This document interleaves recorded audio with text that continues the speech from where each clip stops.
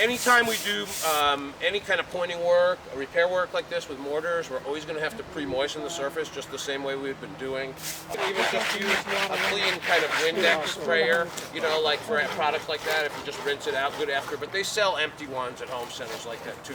And the good thing about those is they kind of really mist it fine, and so you don't necessarily have to, you know, these are a little overly aggressive sometimes. But just to get it initially nice and wet again, I'm just going to pour some water in this joint, and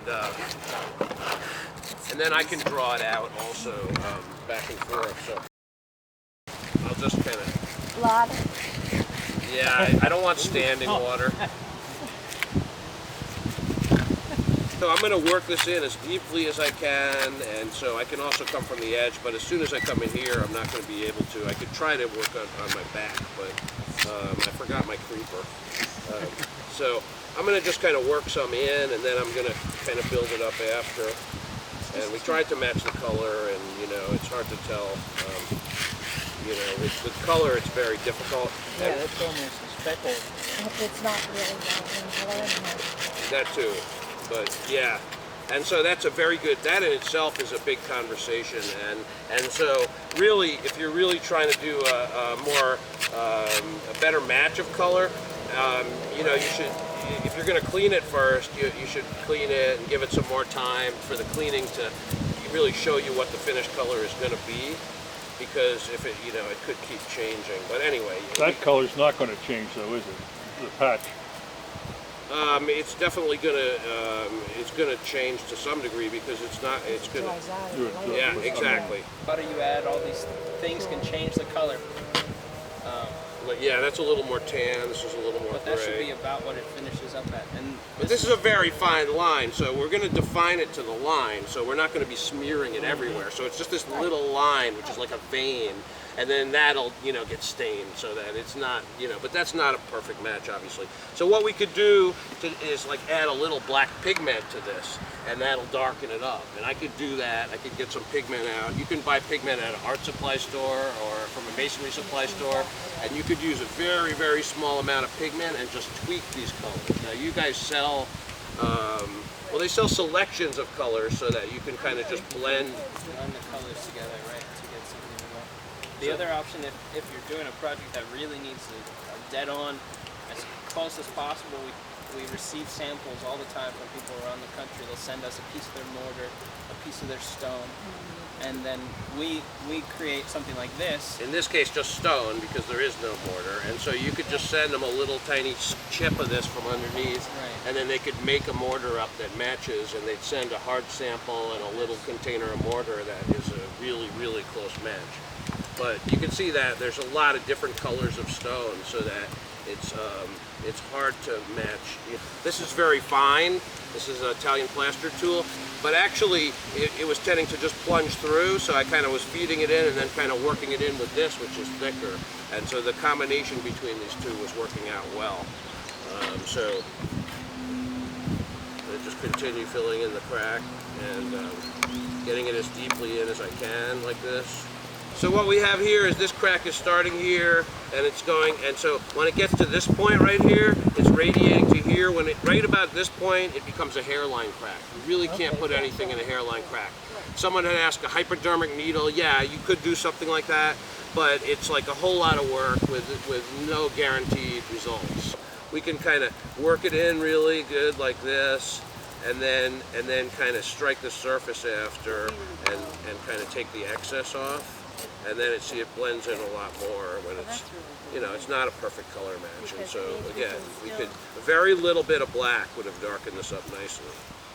But it's also a moving target because, as I said before, and I'll just repeat one more time, with the D2, the things will kind of continue to clean, and so the color is going to kind of change. And the mortar also is not cured, so that'll lighten up. So they're both going to kind of change. And I think the mortar's a little too tan, and it should be a little more gray, but it's not that bad. And so on like contours like this, what we can do is we can like fill in, and then we can use a longer tool also as an option and like follow the contour like this to actually match it. See what I mean? On a larger break.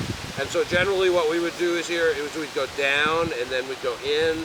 And so we don't want to go like out, or then it'll tend to tear it out. If we're trying to make a corner, that is, especially. So, and so what I actually will use for this a lot is just like a putty knife, like you could buy at any home center, but a nice smooth one, like brand new or really in good condition, and a wide one, and to do like contours around edges and stuff. And sometimes just to cut it down also. But if it's an uneven surface, then that won't work on a big area. So really hard cement mortar here.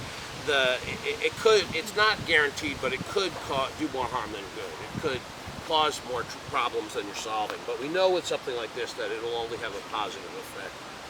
And, you know, that's proven through. So I'm retempering this a little. You shouldn't do this too much, but I actually made it a little on the dry side anyway. But retempering is the term whenever you add water. And so you can get away with a little retempering, but if you overdo it, it's not a good thing. So with that in mind, it's always better to mix smaller amounts of mortar, and then instead of ending up with excess and waste. So just, you know, if you mix smaller amounts, then you don't have to worry about retempering as much. I usually do a scratch coat is what I call it, or some places call it a peanut butter coat. And so I like to get a thin layer right down onto the stone that's a little wetter than the rest of the mortar. And so generally it's better if you protect things and you're not in direct sun. And windy days just inherently kind of difficult to do this kind of work. And so it's not curing, it's just drying. There's a difference. Curing will take a lot longer. And so also, like when we're done with this should be like covered and then kept moist for at least a couple days. And so this holds true with any kind of work like this, not just this particular product.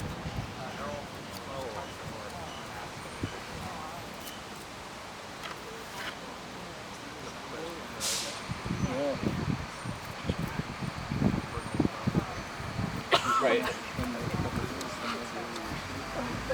Right, so in here, if you just had a few colors, like for the marble and the brownstone, and then, you know, the limestone or whatever, then, you know, you could, you know, fill in any areas like this, and it just takes a little practice, and so anyone could do this, really.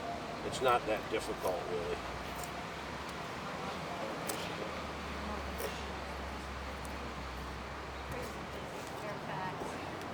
Where would you find a tool like you have that little plasterer's tool? You have to go to Italy to get it. You do. I would love that. Cathedral stone, but yeah, if they'll sell it to you, they have them. But some other places, some kind of art supply, you can sometimes get these things like this at art supply. They're not usually exactly the same, but I don't know. I need to find another source for these actually, but. So then we can try to follow the contour. We can tool this in different ways.